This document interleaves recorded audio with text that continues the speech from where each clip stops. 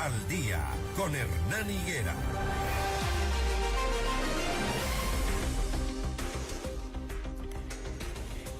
Santiago Carrasco, analista y docente de Relaciones Internacionales, está ya con nosotros. Perdón, Santiago Carranco, analista y docente de Relaciones Internacionales, nos acompaña ya esta mañana. Santiago, ¿cómo le va? Buenos días. Buenos días, Hernán, un placer estar en su espacio. Perdone la confusión del apellido, Santiago Carranco. Vamos a analizar el tema de Ecuador-Colombia, empecemos por ahí. Hasta el día de ayer nos fuimos con la expectativa de que se reunieron las cancilleres el miércoles, recién ayer trascendió la noticia y Ecuador está esperando una respuesta de Colombia sobre si va o no a militarizar su frontera y a partir de ello pues esperar los siguientes acuerdos que serían ya no, o sea, rever estas imposiciones arancelarias del 30% mutuas, volver a bombear crudo por Colombia, que Colombia también reciba el arroz ecuatoriano, es decir, a partir de una respuesta que pueda dar en las siguientes horas es clave para que el domingo no entren a regir esas medidas. Santiago.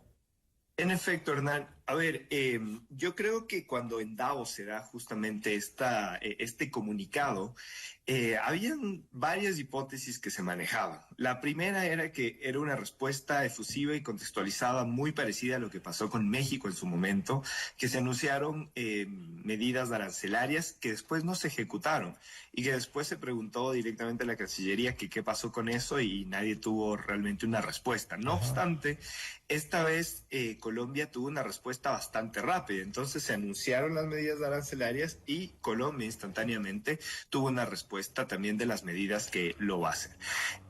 Es importante entender el contexto de todo esto porque Noboa justamente para utilizar esos fondos para proteger una frontera, la cual Colombia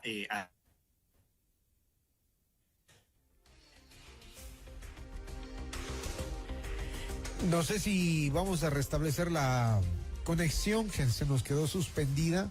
Se le apagó el micrófono. Santiago, no sé si me escucha. ¿Te escucho bien? Ya, ¿Usted? ahora sí. ¿Sí? Sí, sigamos, por favor. Perfecto. No, estaba comentando justamente que entonces, bueno, cuando se dan justamente los anuncios de las medidas, Colombia reacciona rápidamente.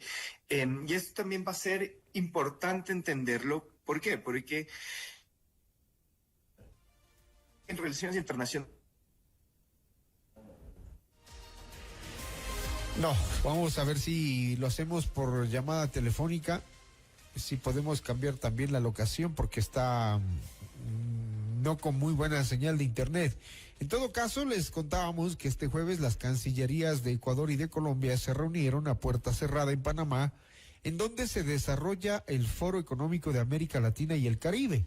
Y según han reportado los medios colombianos, fueron 30 minutos de reunión de las cancilleres de Ecuador y de Colombia, en lo que habría sido el primer acercamiento de diálogo formal desde que se inició la guerra comercial entre ambos países. También contarles que hay incertidumbre en el puente internacional de Rumichaca, porque el transporte pesado de Colombia trata de ingresar al Ecuador con las últimas mercaderías que no tendrán arancel a partir del domingo. Y claro, hay la preocupación de los transportistas porque para ellos se les va a restar el margen de ganancia de todo lo que hacen con los fletes y el transporte de las mercancías. En Tulcán, en cambio, lo que está pasando, y también en Ipiales, es que las almaceneras de la mercadería ya no tienen espacio para guardar todo tipo de mercaderías que entran y salen del Ecuador y entran y salen de Colombia. Entonces, hay un problema allí, una incertidumbre. Es importante que las autoridades, tanto de Ecuador como de Colombia, se pronuncien. Entonces, Santiago Carranco, ya estamos de vuelta.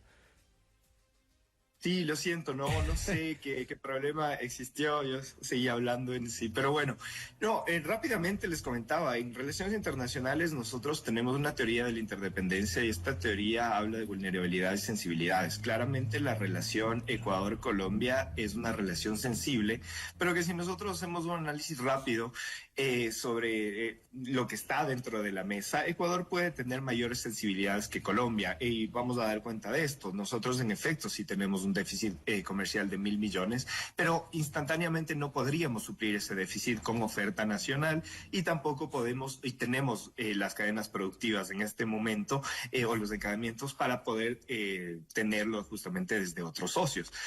Por su parte, hay que tener remembranza histórica y si bien es cierto, en este momento es también justamente nuestro clima y tenemos también capacidad energética, pero históricamente hemos necesitado de la energía colombiana para poder generar nuestros procesos productivos. Entonces, dentro de este tema yo creo que tenemos mayores sensibilidades, pero también hay que tener, hay que entender que en relaciones internacionales existen momentos específicos y este momento específico es bueno para una posible negociación. ¿Por qué? Porque vienen elecciones en Colombia. Entonces, Colombia obviamente, o el gobierno justamente de Petro, no quisiera verse metido en estos problemas diplomáticos previo justamente a unas elecciones. Ahora bien, solamente para entenderlo, Noboa justamente pone estas tasas diciendo que, o aludiendo directamente, que Colombia no ha hecho su labor directamente en la frontera.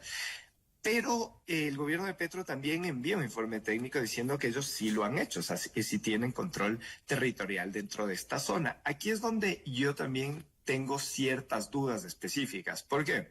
Porque cuando nosotros entramos justamente el tema de México, se rompió lo que se llamaba el Plan Binacional Bifronterizo, en el que Ecuador y Colombia ponían recursos y ponían también agentes de Estado para poder no solamente controlar el tema militarmente, sino también suplir y hacer presencia del Estado por medio de educación, por medio de salud, por medio de unas cuestiones sociales, obviamente, para integrar este espacio, un espacio fronterizo que, como sabemos, siempre estuvo abandonado por ambos estados. No obstante, después de que se rompe esto, hemos visto que ya van a ser 2 años justamente, y ahí es donde me pregunto la Dirección de Relaciones Vecinales qué hizo justamente para restablecer esto. Entonces, me parece que también la respuesta tan efusiva de Ecuador también responde a una falta obviamente, de seguimiento de una política la cual está establecida en nuestra Constitución y también en nuestros últimos mandatos de planes de desarrollo, la cual es fortalecer los mecanismos de integración regional. Entonces creo que también que hubo un montón de fallas directamente durante todo el tiempo para no poder controlar esta parte. Y es muy interesante porque cuando nosotros hicimos una investigación que se estaban generando estas mesas de trabajo justamente con la gente dentro de la frontera, la gente no iba a estas mesas.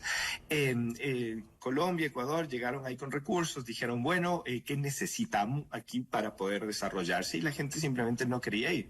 Y por medio de ACNUR y por medio de la Cruz Roja, que se pudo conversar con ellos, decían, bueno, es que el Estado claramente, o sea, Colombia, Ecuador se van a ir, o sea, en un par de años ya no van a estar y en cambio lo que tenemos es lo seguro. Y ahí nos dimos cuenta que en efecto ellos estaban siendo mucho más sabios que nuestros líderes porque este plan ya es inexistente. Creo que algo que debemos hacer más allá que en este momento cerrar esta brecha que obviamente nos afecta muchísimo a Colombia y a Ecuador es empezar a reconstruir los planes binacionales de desarrollo a 20, a 40, a 50 años. Es la única forma de controlar estas zonas fronterizas, las cuales, hay que decirlo, tanto para Colombia y tanto para Ecuador, se han sido históricamente abandonadas. En lo militar parece que hay, digamos, una buena relación militar-policial, hay una buena coordinación. Lo que se necesita solamente es la voluntad política, ¿no? El ejército colombiano está bien preparado, el ejército ecuatoriano también. Hay presencia del ejército ecuatoriano, hay temporalmente la presencia del ejército colombiano en zonas en donde los cultivos de coca se ven a la distancia, pues, ¿no? Y allí es cuando uno se pregunta, ¿por qué no erradican eso? ¿Por qué no le dan políticas de cultivo legal a la gente? Entonces, eso es lo que el gobierno ecuatoriano está demandando. Quienes hemos estado en la frontera vemos que cruzando el río ya están los laboratorios de cocaína. Y el presidente Petro insiste en decir, no, si hemos luchado, si estamos ahí, estamos presentes, cuando sabemos que del río Putumayo usted camina unos 10 pasos y se va a encontrar la gran cantidad de raspachines haciendo la droga. En efecto, esto es, a ver, primero hay que entender que es una frontera grande y hay que decirlo, tanto el Ecuador como Colombia, como los países latinoamericanos, se han caracterizado por no tener un control eficiente de todo su territorio. Colombia, bueno, justamente eso también está en varios textos, ¿no?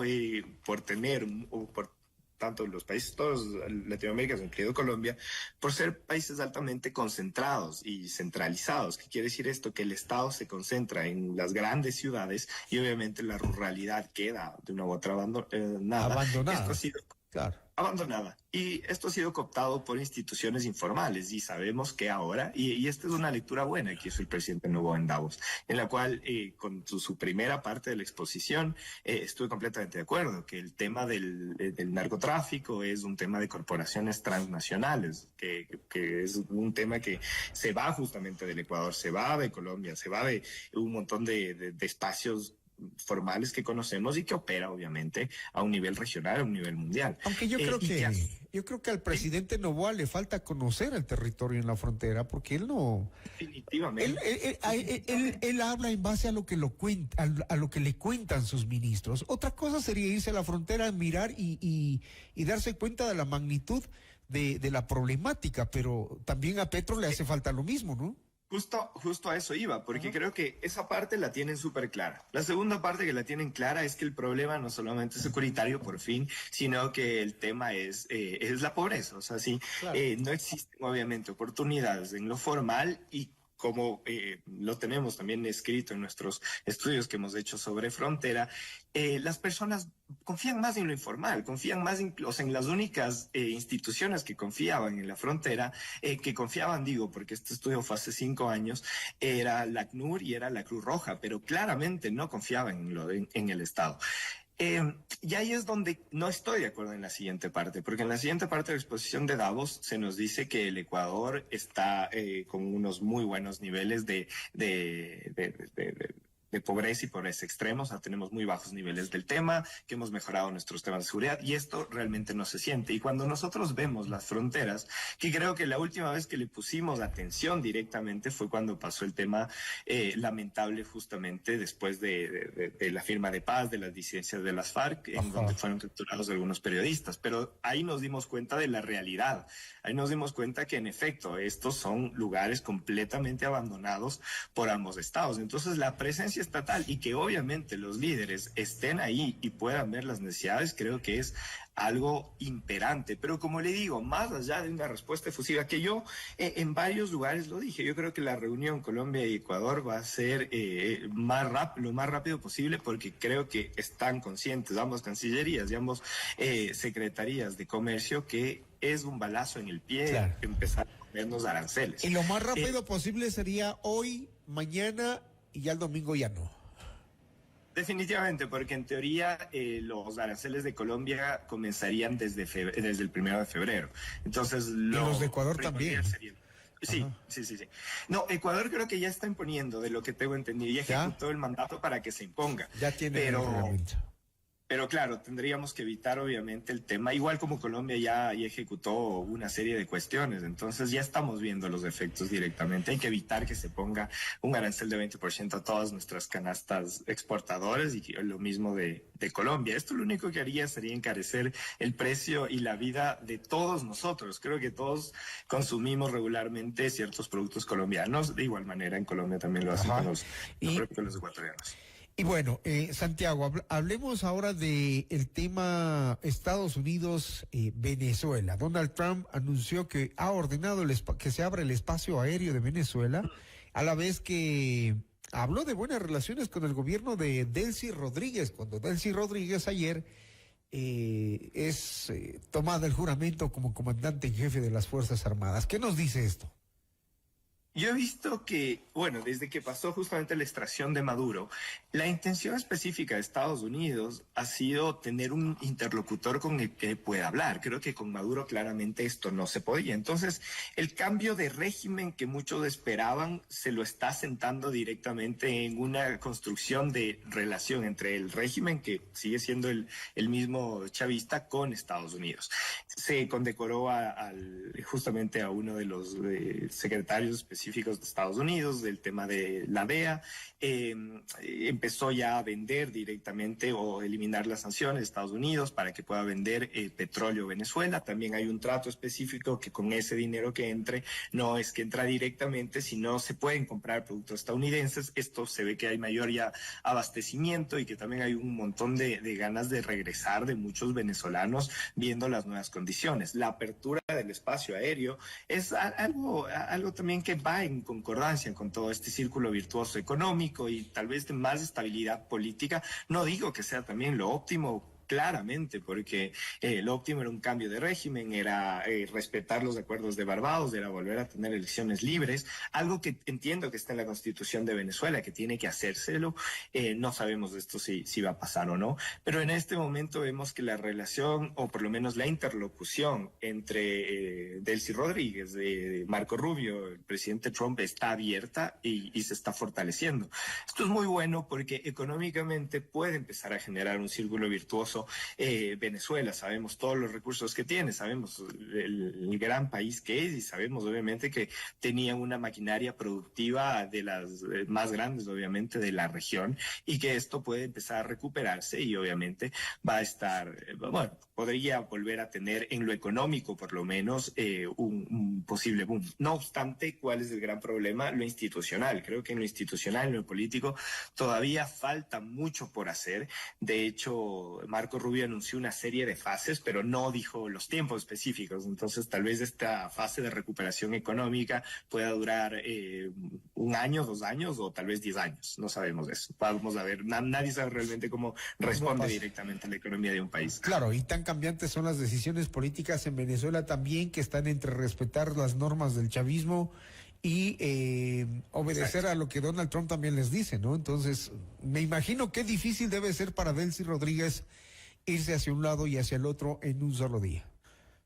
En efecto, yo creo que también están, bueno, yo creo que Estados Unidos, después de la extracción directa que hicieron con Maduro, lanzó una amenaza, o sea, una amenaza en la que dijo que si alguien del régimen quisiera interponerse a algún tema, lo pueden extraer. De hecho, algo que a mí me llama la atención y que casi no hubo una explicación real fue lo que pasó al siguiente día, cuando Delcy Rodríguez asume el poder y que empiezan a haber otra vez disparos y drones y empiezan a haber enfrentamientos en Caracas, y que realmente se aludió inclusive de manera sátira diciendo que los mismos militares atacaron sus propios drones, ¿no? Como para decir, bueno, ya pasó. Eso es un episodio de la historia mundial que no tiene todavía explicación y algún día vamos a ver específicamente de alta curiosidad, qué es lo que pasó. De alta curiosidad. Santiago Carranco, muchísimas gracias, analista y docente de Relaciones Internacionales, hablando de los impases Ecuador-Colombia y de la situación Estados Unidos-Venezuela. Muchísimas gracias. Un placer, Hernán, que tenga un gran día. Un excelente día. 6:39 minutos, usted se informa con Notimundo al Día.